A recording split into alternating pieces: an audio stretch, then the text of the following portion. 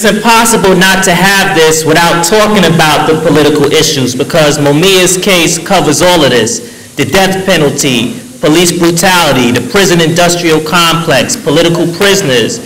And for speaking out on these issues as a journalist, this is why Mumia was targeted. This is why he was named the voice of the voiceless. So when we say we fighting for Mumia, we fighting for all of these issues, because all of this ties into Brother Mumia's case. So we want to open this up first to talk about the issue of police brutality. And what I want to do is, I want to introduce the first speaker who's going to speak on the issue of police brutality. You know, this sister here was the sole survivor of the May 13th, 1985 bombing of MOVE. She is a former MOVE political prisoner. She did 7 years in prison. Her only crime was surviving what this government did to MOVE on May 13th, 1985. So I want to introduce to y'all Sister Ramona Africa.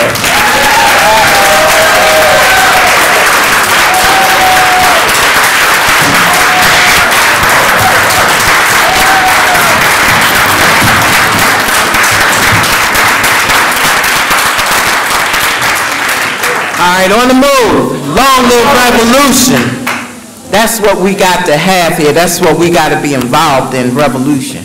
Ain't no quick, easy, overnight solution to police terrorism and abuse and police murder. The solution has to come from us.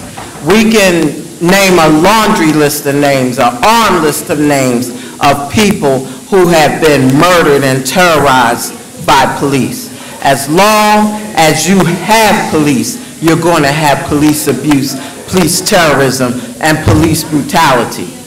MOVE's position is that if you want to end such things, if you want to end police brutality, police abuse, and the reign of terror of police, then you have to get rid of the mentality that causes people to want to be cops.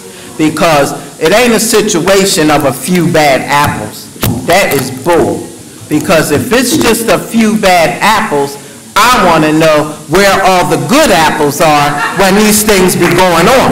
When my family was bombed, when Sean Bell was killed, when Amadou Diallo was killed, you know, when Jose Reyes, Nelson Artis, William Green, you know, here in Philadelphia were killed. Where are all the good apples?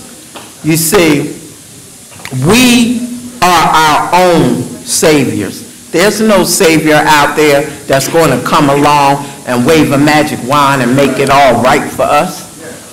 A savior doesn't exist. We are our saviors. And we have to make it clear that we are not accepting, tolerating the terrorism that has been going on all of our lifetimes and beyond.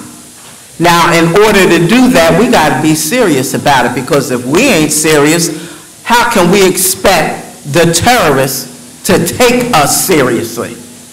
You know, I don't want to preach to the choir here, because I know people here, you know, have been involved, been active for years. I understand that.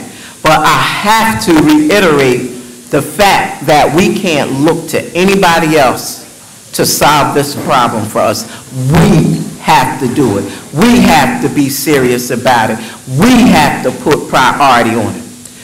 This government dropped a bomb on me and my family for absolutely no reason at all.